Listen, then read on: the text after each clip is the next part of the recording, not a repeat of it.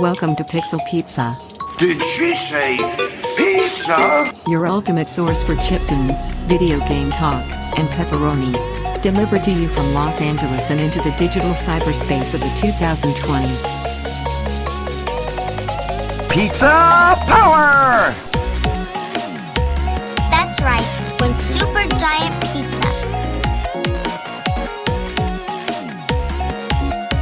I want a large, thick crust with double cheese, ham, pepperoni.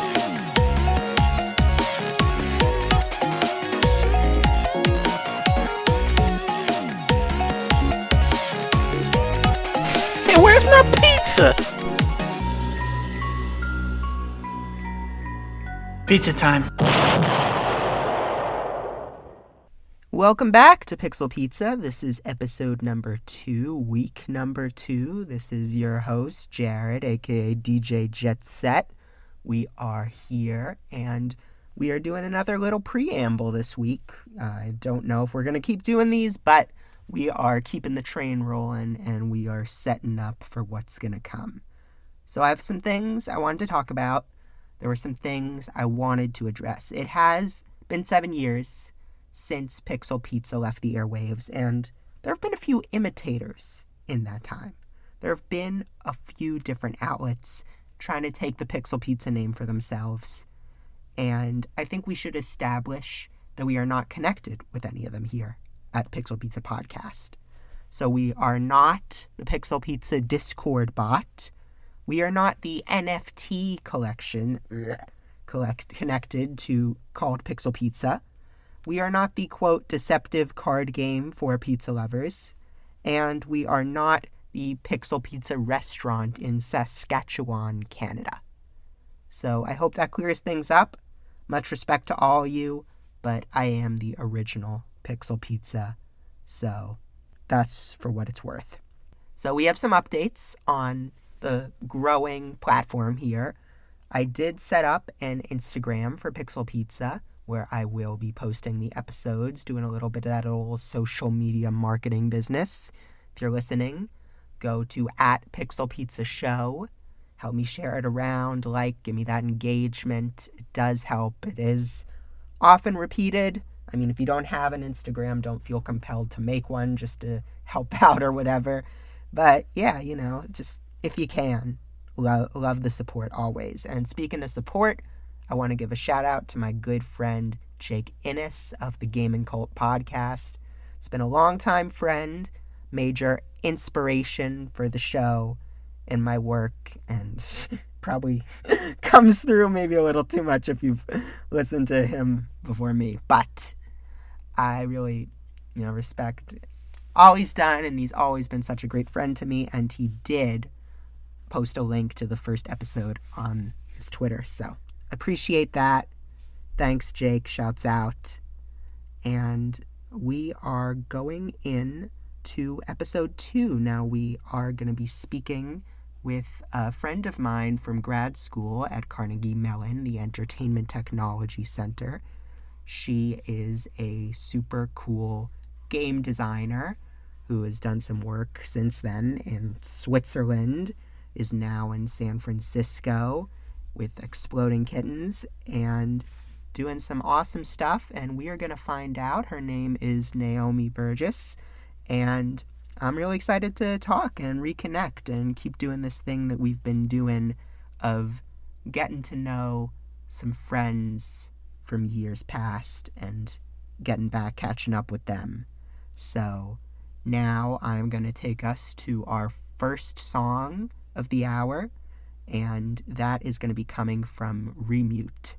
And this song is interesting. It's called Superposition, and it is chiptune made on the Nintendo 64, which, if you know, chiptune is a super rare new thing. It's usually not on those platforms. On the 64, 32-bit, it's always 8 and 16-bit. So this is going to be a bit different, but it's exciting to see the medium, the art platform kind of expanding to new consoles and domains, and I'm here for it because this song rules. So he even made a cartridge for this album. This is the first song off his new album, and you're going to be able to take that N64 cartridge, put it in your console, and listen to the album if you want. So check that out. I think it's already sold out, but maybe he'll restock. But anyway, this song is called Superposition, and hope you enjoy. See you after the break.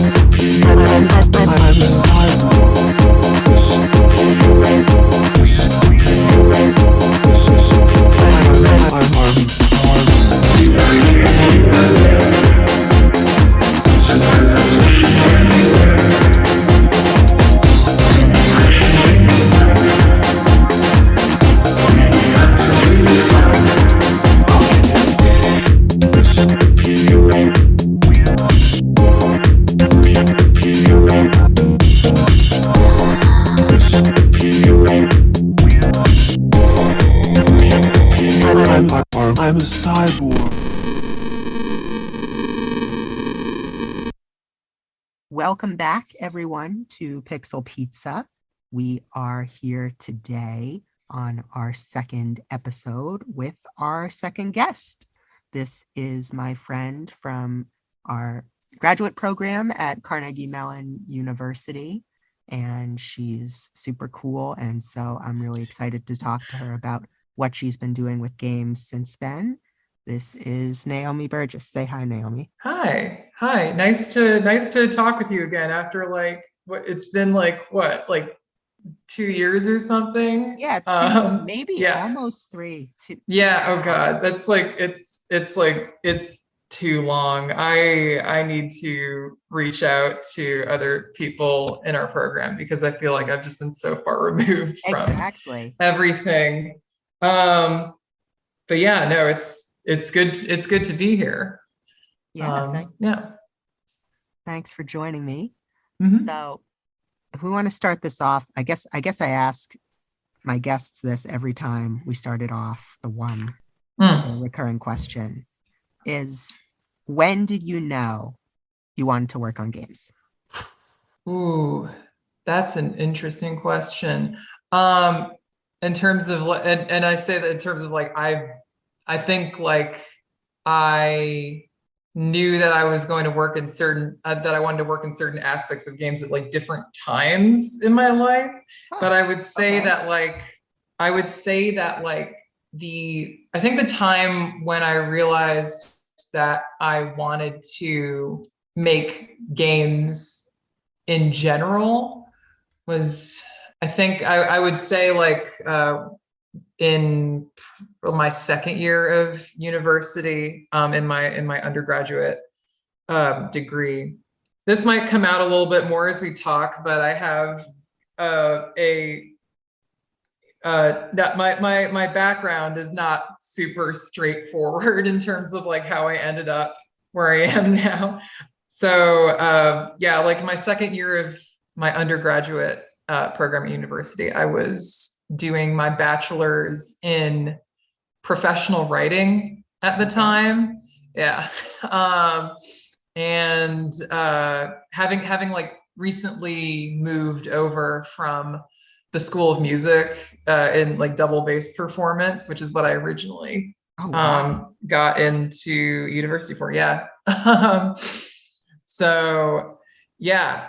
And I was doing all sorts of stuff, but I think, but at the time I'd taken a like intro to computer science course, and I don't know, there was something about it that like I really latched onto in terms of like the fact that like making a computer do something that you wanted it to do felt almost like a logic puzzle, which I was, having grown up playing a lot of like, old like point and click games, and like grew up playing like the Myst series of games, all sorts of things like that. Like I was super into that kind of work, and I was like, okay, so I know I like programming, or at least this aspect of programming. I want to get more into it. And so I did another course in programming. And at the end of that course, there was this thing where you had to do like a term project that was like some huge percentage of your grade. And I distinctly remember, well, it was like, I wanted to make a game. Because I think I don't remember why. I was just like, I like, this is something that like I have the power to do it now. And like, I think, because like growing up, I've been playing a lot of, these super old like adventure games and things. And I was like, I'd already been primed to, like, I was already very interested in games from like an early age. And so I was like, okay, I'm going to make my own now. And I think it was called, I called it like Parka.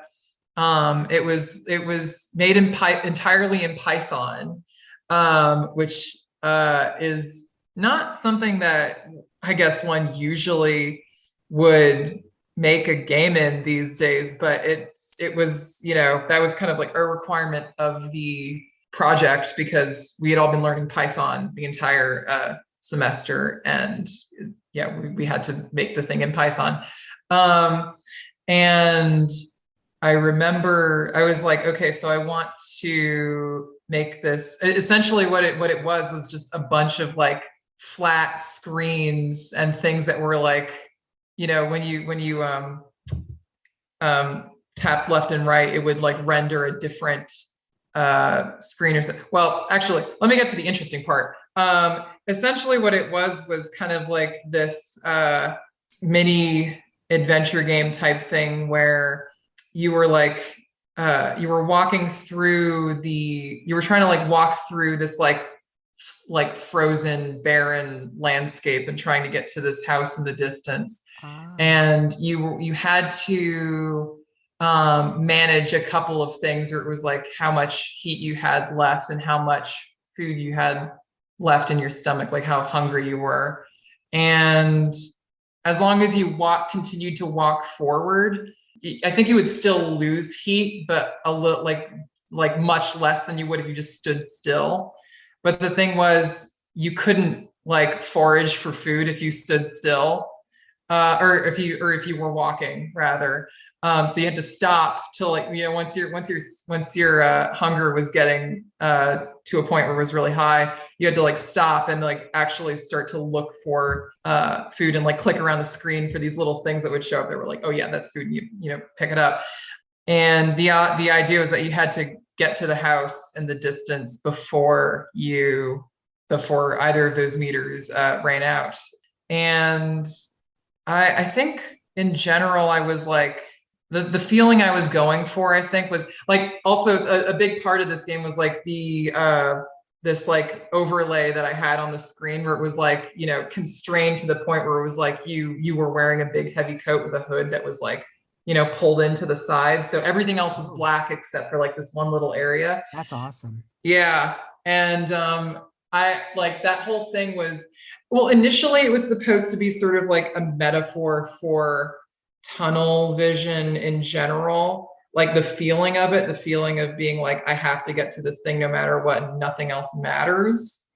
And like, no matter like I'm going to get to the thing no matter how much pain it causes. That might have gotten a little bit lost in the implementation of the game, but I think the general feeling is still like I think the general intent still holds up. But yeah, that was like the first game that I ever made. And I remember there was also this thing with the assignment where it was like you had to spend at least 25 hours working on it or something. And I worked like only a little over like 25 hours on it, but it was very much like the kind of thing where it was like I could tell it was like quality work. Like it was like I really enjoyed building the thing, and I really enjoyed building like not just a game, but like a game with like purpose, and like a game with a game that really meant something, and was like also kind of an art piece in addition to being a game. And well, I mean, like obviously that you could really get into a whole discussion there about like games as art, like inherently.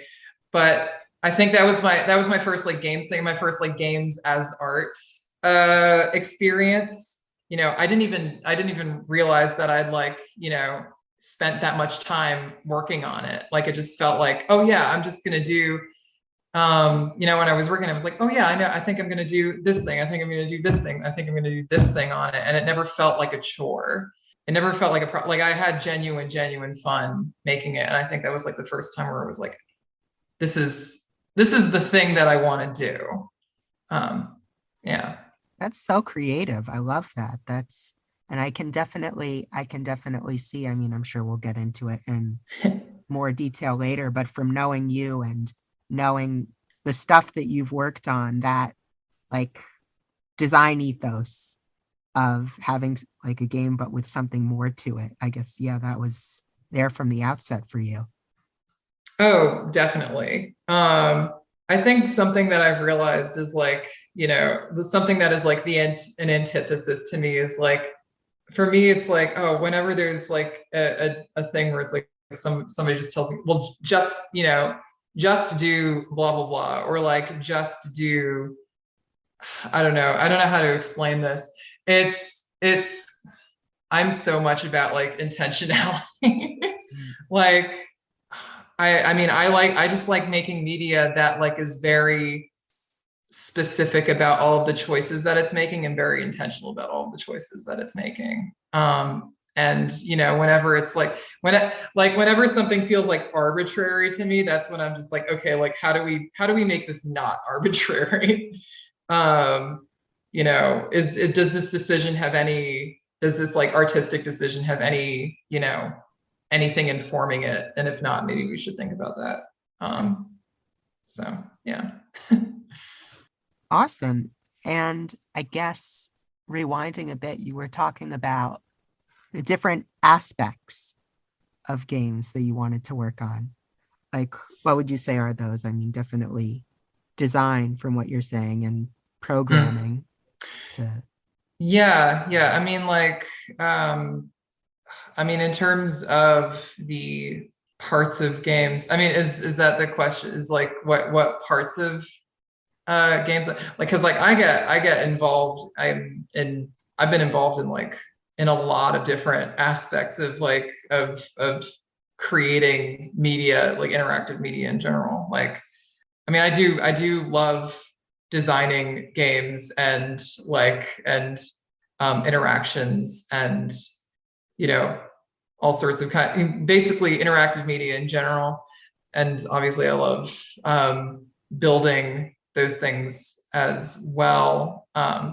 More with programming. I mean, I do sometimes, I've been wanting to get more into like physical builds of things, because I think that's something that I really enjoy, like hands-on. I really enjoy hands-on construction of things, and that's something that I haven't really gotten as much time to, you know, really get into. And yeah, so that's something else. Like I really want to, you know, see about like getting into like, you know, props and stuff, whether that's for like, you know, costumes or whatever. Like that's something that I really want to get into more. Yeah, I think the only other thing that I really enjoy doing, that I've had a lot of experience doing, is like audio design, making weird sounds that then get put in games. Or yeah, like that is something else I also enjoy a lot, and actually haven't gotten a lot of time to do recently. So that might be something else that I want to get into. I think the only major area of, you know, like the only major overarching area or discipline, or however you would call it, that I haven't gotten into with respect to games is art. I think everything else I've at least touched. Like, yeah, like, although I think, although I guess maybe production might be another thing that I haven't really had a lot of experience going into. But I think, yeah, all that and art. Mm-hmm. So yeah. It's really kind of fun. When I think about it, it's really, I kind of take pause for a second, because it's like, wow, yeah, I really have like contributed to a lot of different aspects of various pieces of media over like, you know, several years. So it's pretty incredible when you take a step back. Mm-hmm. Yeah. So I guess sort of moving on from the undergrad, I think it would be, I don't know, maybe we could delve into what our grad program was like, because I feel like it was a unique one. It's not something I feel like most of our listeners would totally know about in detail. So oh, for sure. If you wanted to start kind of explaining what the ETC is and your experience there, good. Yeah. So the Entertainment Technology Center is, you might have already explained this in a previous podcast. I've only had one previous podcast. Oh, okay. Yeah. Well, yeah. Then I'll go ahead and give the rundown. What's that line from like Into the Spider-Verse where it's like, all right, let's take it from the top one more time. Oh, that's right. Yeah. So let's take it from the top one more time. Hi, my name is Peter B. Parker. No. Okay. So in all seriousness, the ETC, which stands for the Entertainment Technology Center, is a grad program that is one of Carnegie Mellon University's various graduate school programs, and is focused on, well, I think the most succinct way I can explain it is that it just focuses on creation of interactive media. Like whenever I try to explain the Entertainment Technology Center to people, and like why the heck I have like a degree in entertainment technology, I say, well, it's basically like a degree in interactive media. It's like, hard to explain. That is basically what it is. Different things we did. It's hard to explain. Yeah, I think like that really, obviously, like, you know, it still doesn't describe everything that we did there, but I think that is like the best way that you could possibly explain this to someone who didn't go to the ETC. Right. So like basically how it works is you your first semester, overall it's a 2-year program. Your first semester is kind of like a boot camp, getting you ready for like the next 3 semesters, where you take things like we did like a film class, right? We did like improv acting class. Yeah.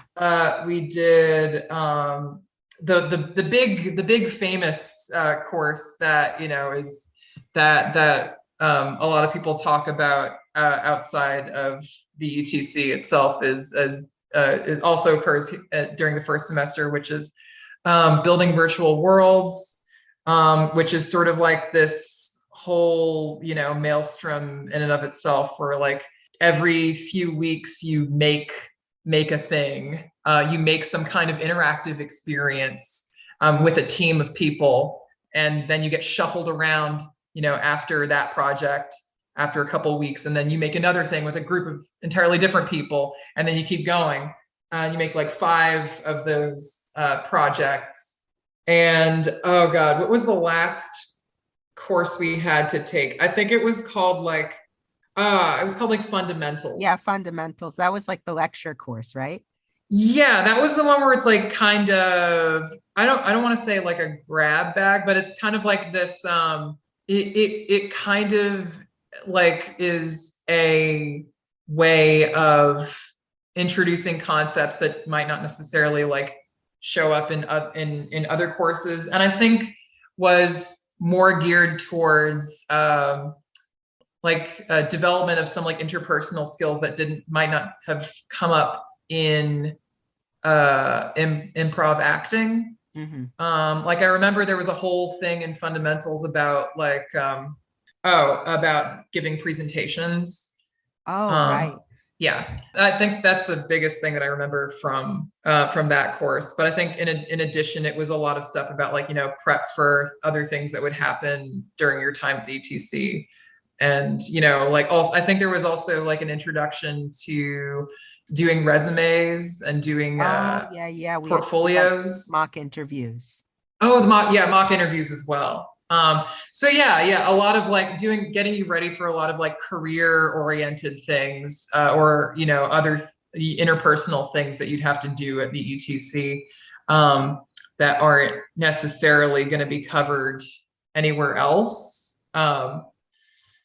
So yeah, those are like the 4 different courses that you take in your first semester. And then after that, basically every semester after that is you can either do a project. Wait, was it called a term project, or it was just a project? It's just a project, yeah. In which you and a group of other students come together and work on a single thing, a single like experience or game, or whatever you end up deciding to build, over the course of a semester. And then in addition to that, you can take electives. So just other courses that you might find at Carnegie Mellon. And I think the other option you have, if you don't do a project, you can also do I don't think the word for it was, it's functionally an internship. Co-op is what. Yeah, co-op. Yeah. So you intern, you can intern at a company for a semester.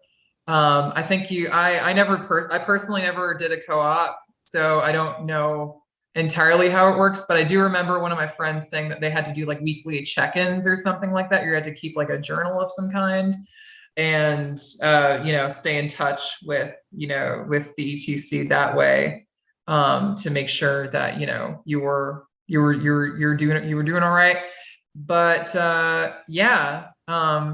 that's pretty much like what like the structure of the program is. Yeah. I can get into more specifics about like what I did. Yeah, I guess like just as like an example, maybe I'd be curious to know about like if there's one specific project that you worked on. It could be a building virtual worlds thing. It could be a semester project thing. Ooh. Like one of those that really stuck out to you and that you did on it. See, this is really interesting because two projects really stuck out at me. But if I had to pick out one, okay. If I had to pick out one project, I would say that I gotta choose the Fred Rogers project that I worked on at one time. Yeah. My last semester, fittingly, it was my last semester because it was such a heartwarming like thing to make and such a heartwarming way to like end my entire, college career, I guess. Yeah. So my last semester of me being at the ETC, I worked on this interactive experience called The Neighborhood.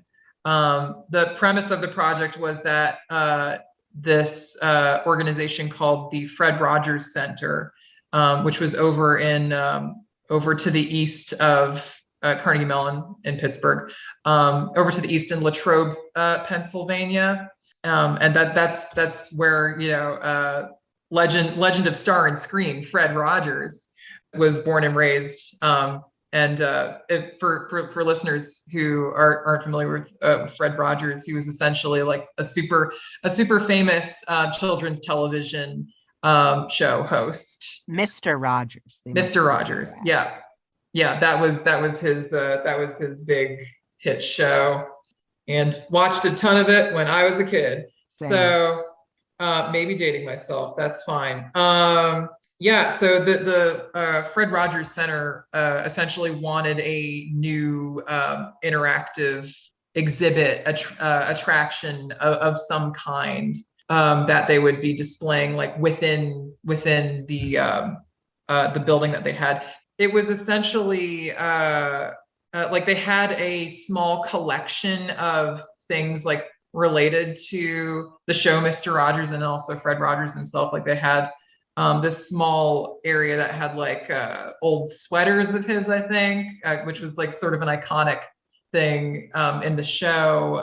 Old like pairs of possibly an old pair of tennis shoes that he wore at one point. Old copies of like this, or it might have been an original version of like the little wooden trolley that acted as sort of a transition between the real world and the land of make-believe in the show. And they had a bunch of like facts and figures about him, but they didn't really have like they really wanted something that like guests could come in and interact with, because there wasn't really anything that guests could do that with. It was mostly you come in, walk through, and that was it.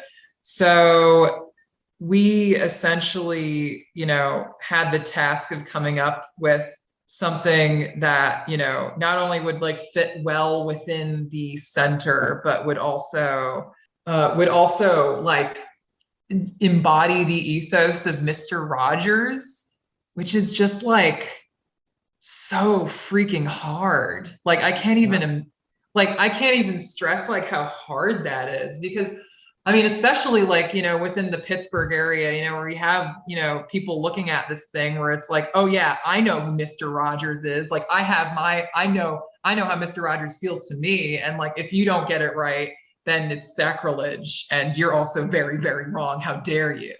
A lot of pressure. Yeah, there was a lot of, I feel like there was a lot of pressure to really dig down and, understand why Mr. Rogers makes people feel the way they do when they see Mr. Because like something we realized, because we were watching a lot of like clips of the show, and then also just documentaries about Mr. Rogers. Something we realized very early on was these moments, these moments of like these super powerful, like emotional moments where he would say something and you would just cry, and we realized like very early on, like that's what we want. Like that, this is what makes Mr. Rogers like so memorable, is because he says these things and you're just like, oh my God, like, you know? Yeah. And it took us so long to, we I think early-ish, like after we knew what we wanted, we kind of like coined this phrase, or at least I described it as this feeling of like, like almost like a combination of happy and sad, you know what I mean? Like, it's kind of like the closest emotional analog I could get to the feeling of watching Mr. Rogers was the scene from Into the Spider-Verse, where Stan Lee shows up. Oh my God, that scene. Yeah, and like at the time, you know, context wise, it was like it hit like a ton of bricks, because Stan Lee had, like, the movie had come out, Stan Lee had just passed away. Yeah. And here he was being like, you know, Spider-Man and I used to be good. Spider-Man and I are always used to be good friends. And it was just like, you know, it's that moment of feeling like it's like the warmth of someone like hugging you and telling you that it's going to be okay when you didn't even know you needed it. Yeah, that was what we wanted to do. That's what we wanted guests to feel, because we realized that was what people remember about Mr. Rogers, is him telling you that it's like bringing something up that you never even thought about, that like you realize this is what I needed emotionally. I need like there's a moment of emotional closure that I didn't even know that I needed, but I have it now, and I don't know how to process it. Yeah, so we had to, like, we wanted to get that across, and it's like, how the heck do you do that, right? Man, like we waffled for so long on like how the heck we were gonna do that. I mean, I would have to like sit down and like find some of my old notes really to figure out like or like, you know, read through some of my process docs and like how the heck we like buried down to like this final idea. But I do distinctly remember when we realized how we were going to structure the whole thing, because I distinctly remember somebody in someone else in the group bringing up there was this whole, we were looking at speeches that like famous speeches that Mr. Rogers had given. And there was this one line that really stuck out at all of us, where he said something, it was something along the lines of, you know, he was talking about like remembering all of the people who have smiled you into smiling, talked you into talking, sung you into singing, and loved you into loving.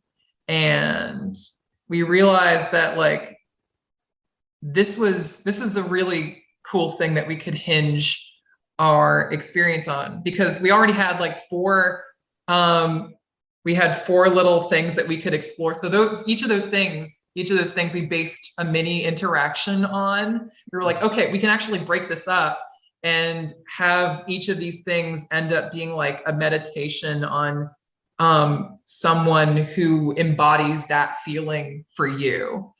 And then in addition to that, it was like, okay, so this is sort of like this whole thing becomes like a meditation on all of the people who have helped you become who you are, which kind of like gets the whole thing of like, you know, this isn't something that we were like, you know, people think about on a daily basis, but it's kind of this moment of like thinking about like, you know, oh wow, yeah, like there have been so many people who have really been there for me, and I'm thinking about them right now, and I'm writing their names on things that can get put up into this like huge collective like neighborhood. So essentially how this would work is we built this like, you know, trapezoidal kiosk type thing, where each face of the trapezoid, of the half trapezoid, had a touch screen on it, and you would do these little interactions, which would then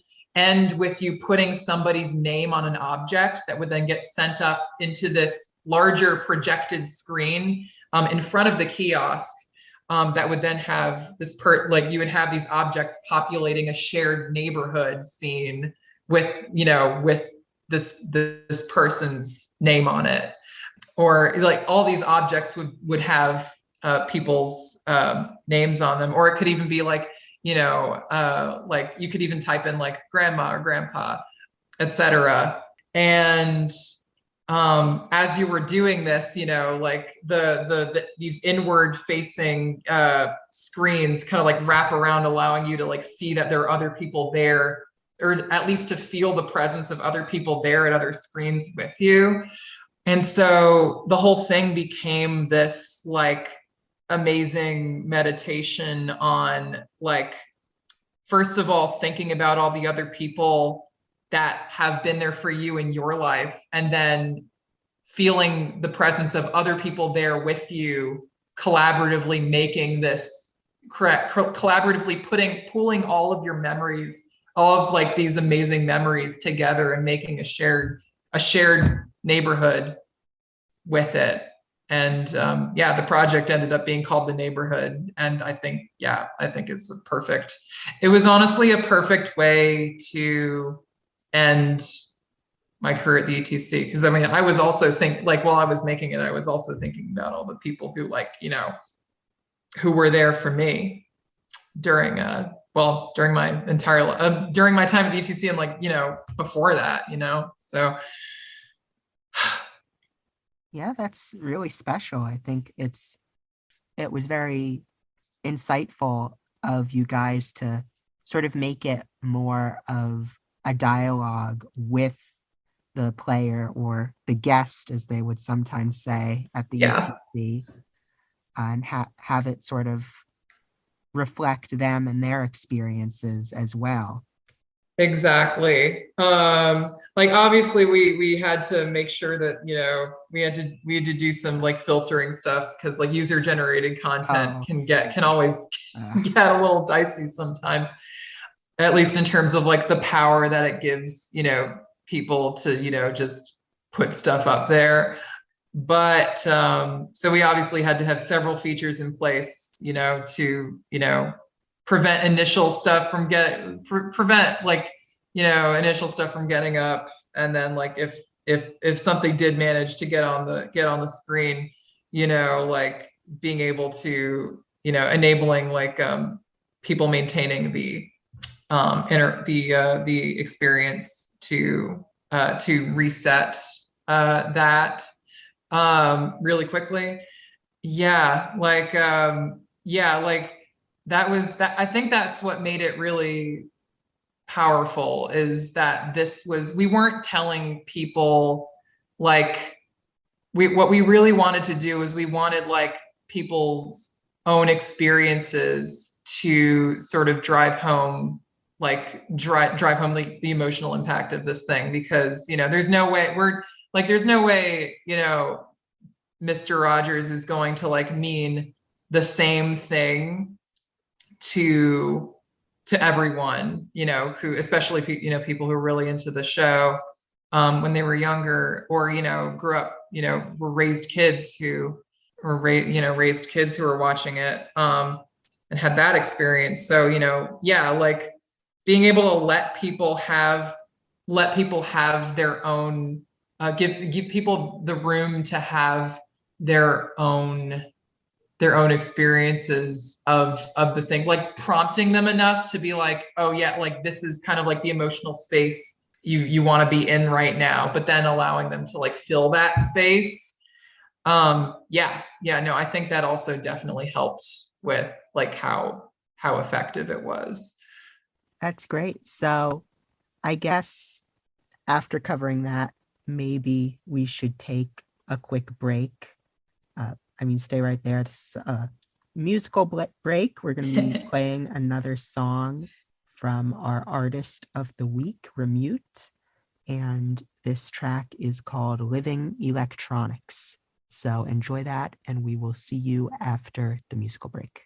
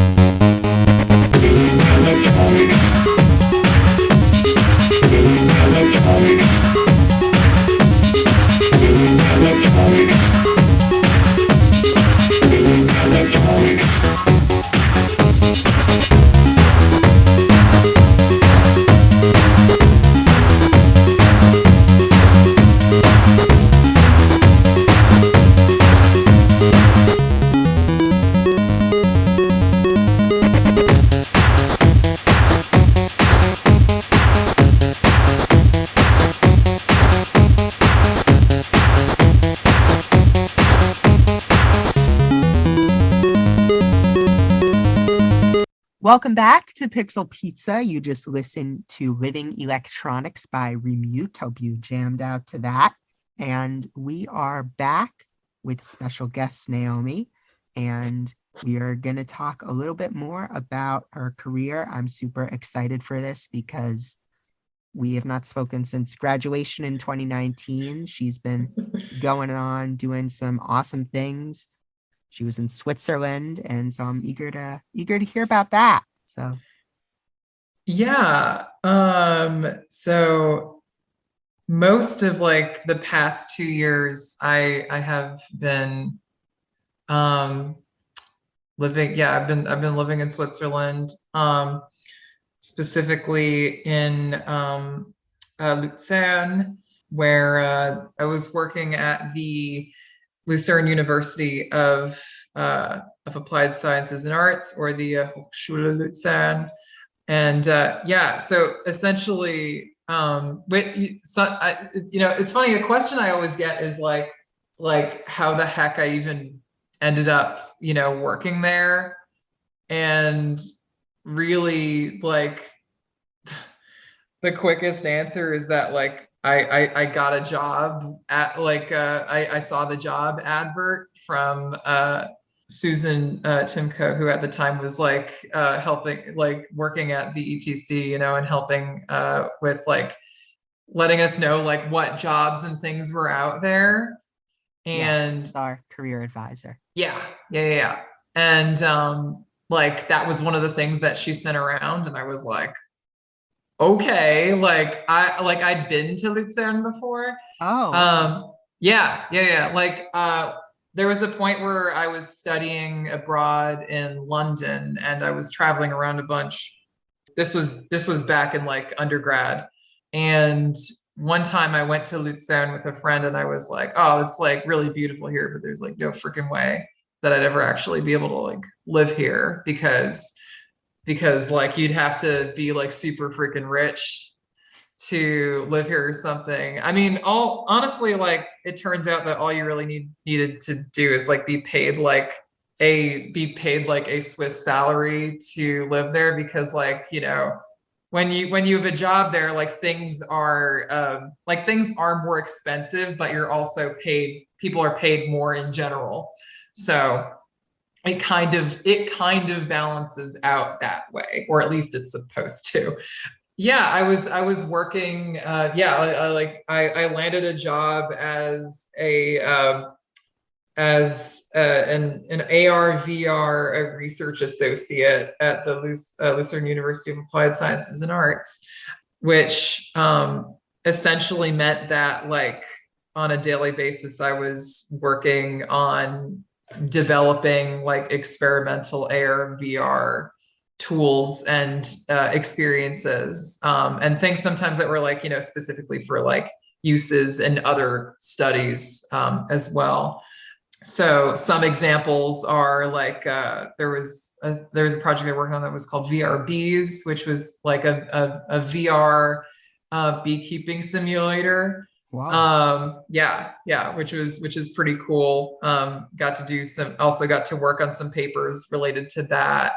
Another thing that we sometimes did were like educational tools, or like, looking into like applications of AR and VR as like educational tools, because something that we realized, early on in the group that we were we were building, called like immersive realities at the university, was we wanted to like our whole purpose was like, okay, so explorations of AR and VR as like facilitations of understanding on a very broad level.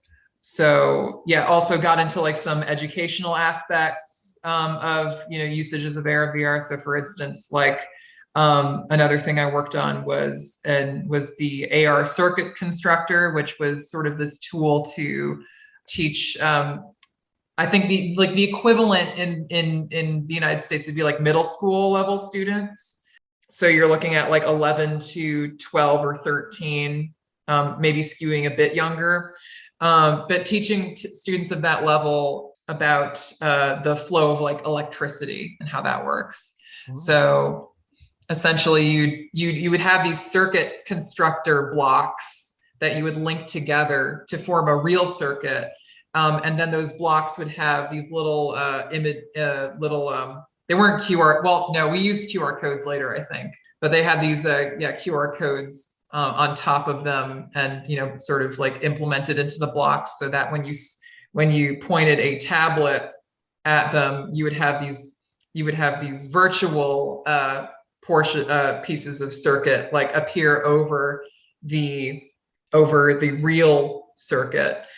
And what this allowed us to do was it allowed us to be able to change the appearance of that virtual circuit to where it was more of like a metaphor for the flow of electricity. So for instance, a couple of the things that we did, a couple of the model variants that we created were the depiction of like electricity as like tubes of flowing water was one of them. And then also another thing was like a waterfall model that allowed us to show like how resistance and it was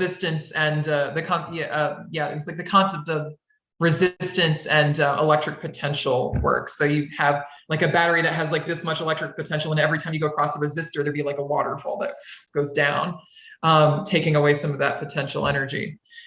So yeah, exploring various ways in which like you can take abstract concepts and make them visual and more accessible was something that I was working on. That definitely would have been helpful to me in middle school. that was always hard, physics and understanding.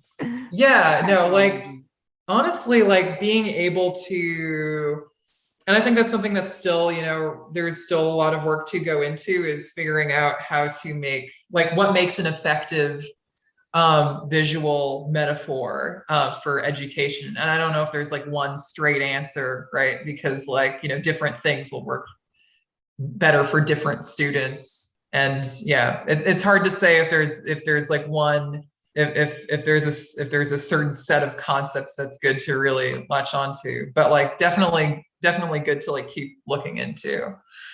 And I think the other thing, I think the main thing, if I had to do the same thing that we were talking about before and like pick one thing that I'm the most proud of, I think I would say this one project that I worked on that was like a collaboration between my research group that I was a part of, and then also the one of the local like chapels in the area, which is called the Peterskapelle.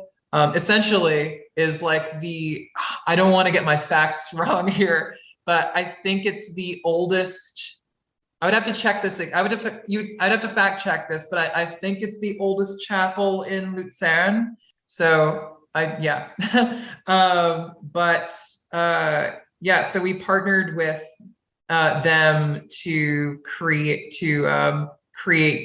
an installation for like an art exhibition that was occurring like inside the chapel. That was essentially sort of this joint effort between artists from Switzerland and Germany and Japan and Palestine. Wow. Yeah. So I think the two main contributors, I think, were like it was mostly artists from Switzerland and Palestine. That was sort of like the main focus on like an art exchange between those two areas. It was sort of like it was a lot of art exploring that connection, and also like the connections and divides that happen between those two spaces. And yeah, so like, so our part of the exhibition was this VR experience that we made called VR Palestine, which essentially showcased Palestine, I believe, which it was a play on words because it was like Palestine, like it was like the word palace and then Palestine. So it was essentially what we got was like a bunch of photographers from like Switzerland, Palestine, Germany, and Japan sent us well, it was photographers, and then also like someone submitted a comic for us to display, and then I think someone also did some really cool like web design stuff that we also displayed. But we got all this work that we needed to display in a virtual environment. And so what we did was we constructed several environments based on like the content of the work, in the content of like the photographers or the artists' work that we were displaying, and set these things up so like, you know, people could like go throughout these virtual environments based on the real chapel they were standing in doing the experience. And, you know, could then, you know, view work within the context of like the modified, you know, environments of the chapel itself. And something that I put some thought into was kind of like this idea of, oh God, what was I thinking at the time? I think it was this idea of the blurring between, you know, two worlds in a way is kind of, which is kind of how I saw like almost a metaphor for seeing some of these photographs is like, okay, we're seeing this in this physical space right now. We're kind of like the action of viewing the photo was almost like creating a liminal space in and of its own. Oh. And so like what the physical environments in the VR experience became was like I didn't want to just like make like a virtual museum gallery where you just walk around. I was just like, I want to create a thing where it's like you have elements of like where we are in Switzerland and elements of where you are in Palestine, like kind of like smashing together, and creating this like new hybrid space. So that's kind of like what I was doing when I was like arranging some of these environments of like, you know, various variants of like the chapel, but with either parts of it removed, or like, you know, like plant life growing inside of it to reflect some of the other art. Yeah, like it was stuff like that we were doing. That was like, I want this to be like two environments like mashed on top of each other, and that was really cool. Honestly, I think that was one of the. It was such a cool project. Like it was a good project for like us as a team to, you know, see that like come to completion, and like to see that as part of this, as part of this like as part of this exhibition. Yeah, was just honestly, yeah, it was super special. So I can imagine. Yeah. But that's kind of like a taste of, you know, some of the things I was doing, you know, over the 2 years that I was in Switzerland, at least, you know, work-wise. So yeah. What about otherwise? What else were you doing in Switzerland? Oh man, I mean, I honestly did a lot of hiking. Oh, nice. That's something that was honestly really good about Switzerland, is that it's like really easy to get out into the country and to go on like some pretty beautiful, just, even if you're just walking around, you know, like it's pretty easy to, you know, get up a hill or go into the forest somewhere. Like, I mean, you know, when I was living in Lucerne, like I lived pretty close to the edge of the city, or the edge of the town. next to like, there was just, trees, right? And, I could just get up, walk 20 minutes and be in the middle of a forest. Like it was honestly pretty great. And it was really great, especially when the pandemic hit and I was I need to, I need to do something. I need to like get out into nature because, I definitely had some like pandemic related burnout there. I've gotten really big into hiking too. Since the pandemic, it's been like the best escape. It's just the best way to get out and be in nature.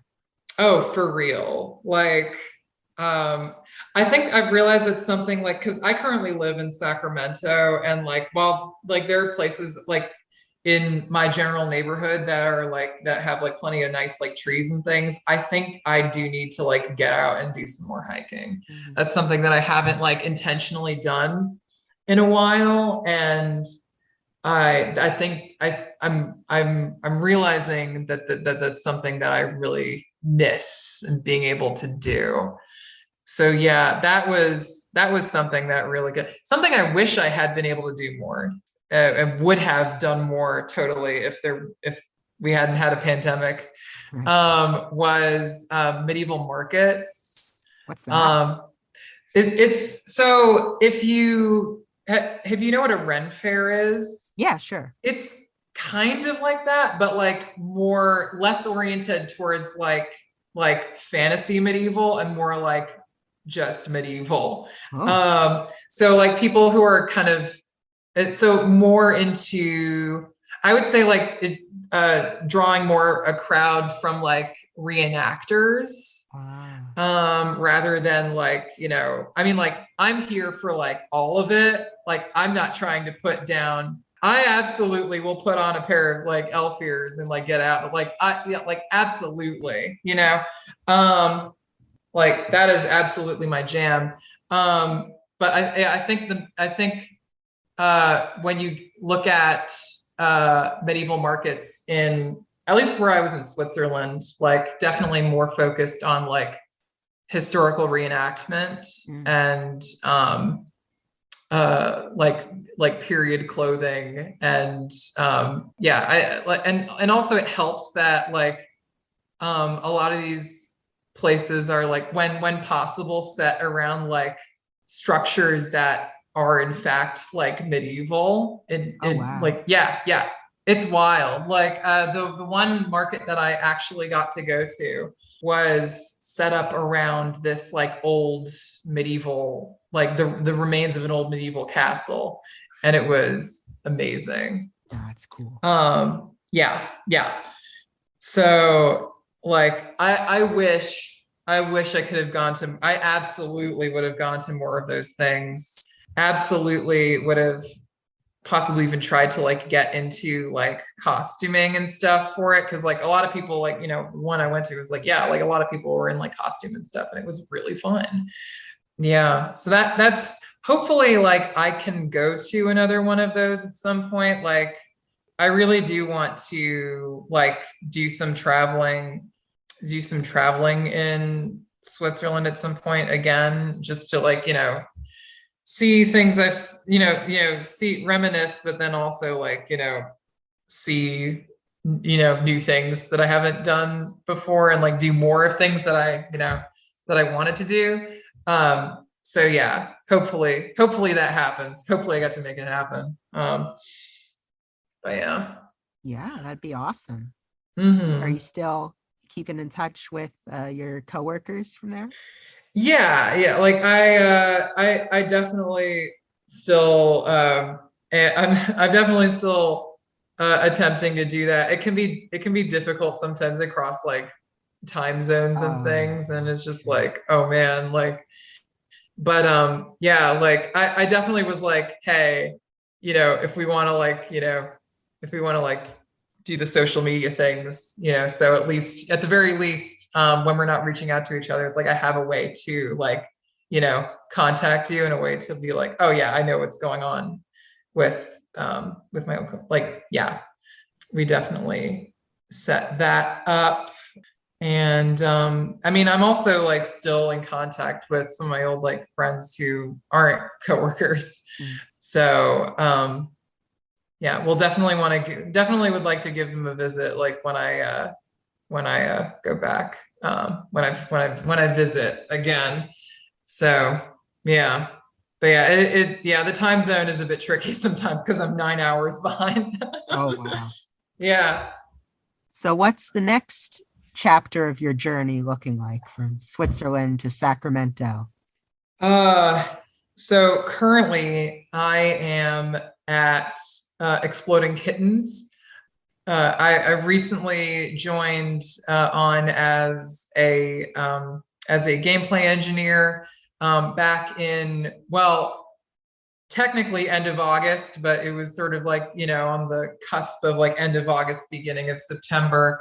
Yeah, essentially what I'm doing there now is making prototypes of both existing tabletop games that Exploding Kittens has already made, and then also maybe some original content as well. There's not much I can like specifically talk to there in terms of like what it is I'm actually, what were the specific things that I'm making, but that's like the general idea, is like rapid prototyping of things that of game concepts. So I mean, obviously don't say anything if this is like too specific. Oh, for sure. Yeah. When you say you're working with their tabletop stuff, are you saying like translating it into a digital game? Yeah. Okay. So essentially like looking at like physical games that Exploding Kittens has made, seeing what could be good for like digital games that we're currently working on, and translating that over, and, you know, figuring out what works, what works in a digital version of the game. Because sometimes, like, if when you're translating stuff over from physical to digital, things that worked in things that worked for a physical game might not necessarily work when it becomes a digital game, or even like, you know, within the context that digital game finds itself in. So it's also about figuring out what elements need to change, as much as like figuring out how to port games over into digital, right? Yeah. So that there's that, and then there's also like figuring out like, okay, so like what can we do in terms of like prototyping original ideas, is obviously like another thing that we're working on. So yeah, that's awesome. Yeah, no, I'm super excited, honestly. Like, I think like the direction that we're going in as a team, and then also as a company, I think is like, it makes a lot of sense. It's really good. I honestly, I can't wait to be able to finally talk about this like in a year or two or something. I'll be keeping an ear out. So I guess my final question I ask everyone is, where in the world for you, what is your favorite pizza place? My favorite pizza place? Oh my God. Ooh, my favorite pizza place. Oh God. You know, I'll give you a couple of pizza places. All right. Well, actually, the only one I remember the name of was, oh no, actually there's a couple around where I grew up that I really, really like. The first one is kind of more nostalgic. It was like, it's in my hometown of Morristown, New Jersey. That's Morristown. That's spelled Morris town, not Morristown, which is a fair mistake concerning how I pronounce it. The pizza place in question is called Suvio's. It is kind of like, you know, the place to go when you're like, you know, when you're a high schooler, and it's right there, you know, and it's, you know, it's kind of like this place that's been around for like, years and years and years and years. So super, super tasty, super nostalgic. There's this other place in a town nearby called the Firehouse, I believe it is what the pizza place is called. It's in Madison, New Jersey. It is I mean, they make the best ziti baked ziti pizza, which is kind of like that's kind of like a thing for me. Like that, I think that if I had to say a favorite flavor of pizza, it's got to be like baked. I have such a thing for baked ziti pizza. Yeah. So those two come to mind. There was one that I used to go to in Washington Heights in New York City. When I used to go into New York City more, but I can't for the life of me, I can't remember the name of it. But we'll let you know if it comes back to me. Yes, let me know and I'll post it to the feeds. Yeah. Okay, so I mean, obviously, the projects, the information will come when it comes, but if our listeners want to keep up with you, where can they do that? Okay. So probably the best place to find me is at Seaward Eyes is my Twitter. So that's at SEAWARD eyes, like the things you see out of. And so there you can find me there on Twitter. The other place you can find me is on I have a small presence on itch.io, where you can find me at, oh God, let me look up my own profile real quick because I haven't been on it in a bit. You can find me at noms is my handle on itch.io. So that's just NOMS. And that's also something we didn't really get into is that I make I make weird small tabletop role-playing games on the side, and some of my work is up there on itch.io. If you're into weird small tabletop games, that's where you find that. That's awesome. I'll definitely check them out. Yeah, it's real cool. I really hope I get more time to do that stuff. Okay, well, thanks so much for coming on and hanging out with me, Naomi. Yeah, no problem. It's been a blast, honestly, getting to reconnect. Yeah. Okay. So we will see you guys next week. And to end it off, here is a third track from Remute. You can find their link in the description as well as Naomi's handles. I'll put them in there. And this last track for you guys is called Mutation Station. Hit it.